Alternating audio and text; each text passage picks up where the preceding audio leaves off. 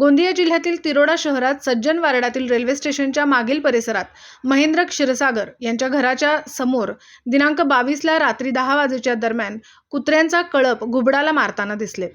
लगेच महेंद्र क्षीरसागर यांनी घुबडाला कुत्र्यांच्या तावडीतून वाचवून आपल्या घरी सुरक्षित नेले।